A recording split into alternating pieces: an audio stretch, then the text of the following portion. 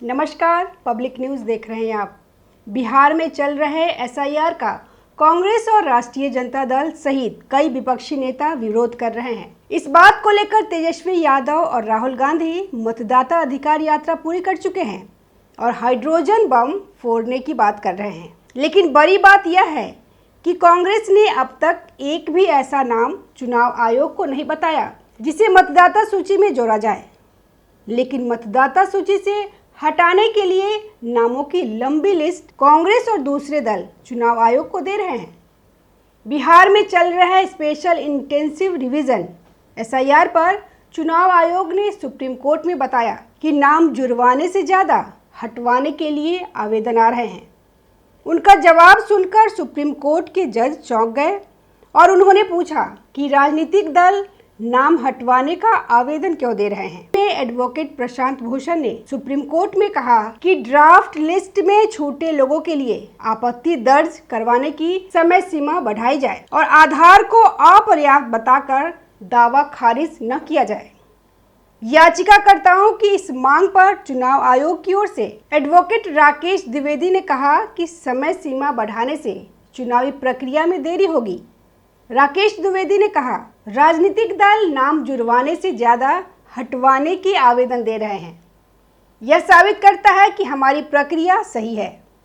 उन्होंने कोर्ट को बताया कि मृत्यु होने जैसी कई बातों को आधार बनाया जा रहा है। कई मामलों में वोटर खुद आकर बता रहे हैं कि उनका नाम कहीं और वोटर लिस्ट में है, इसीलिए यहाँ से हटा दिया जाए। इस पर कोर्ट ने पूछा कि राजनीतिक दल नाम हटाने का आवेदन क्यों दे रहे हैं।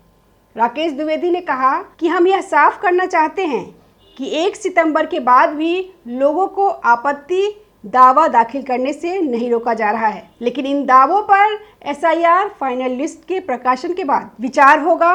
उन्होंने कहा कि बिहार चुनाव के लिए उम्मीदवारों की ओर से नामांकन दाखिल होने के लिए 1 दिन तक वोटर लिस्ट में लोगों के नाम जुड़ सकते हैं। ऐसा नहीं कि वह मतदान से वंचित हो गए हैं।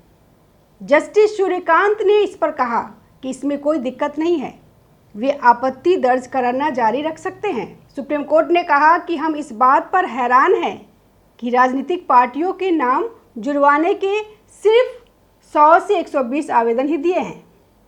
राकेश द्विवेदी ने कोर्ट को यह भी बताया कि वोटर खुद प्रक्रिया में हिस्सा ले रहे हैं, लेकिन एक एनजीओ का कहना है कि लोगों को बाढ़ से दिक्कत हो रही है। उन्होंने कहा कि यहाँ एक ऐसा एनजीओ एडीआर खड़ा है जिसका बिहार से कोई संबंध नहीं है और वह दावा कर रहा है कि बाढ़ की वजह से लोगों को दिक्कत हो रही है, लेकिन लोगों को कोई दिक्कत नहीं है। वह प्रक्रिया में आगे बढ़कर भागीदारी कर रहे हैं।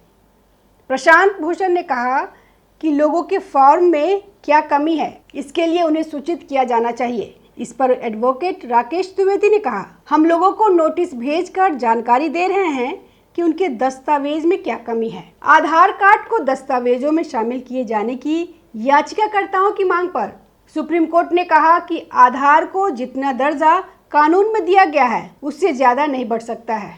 धन्यवाद। ताज़ा खबरों से जुड़े रहने के लिए हमारे चैनल को सब्सक्राइब करें और बेल आइकन को दबाना ना भूलें ताकि हर खबर की नोटिफिकेशन आपको मिलती रहे।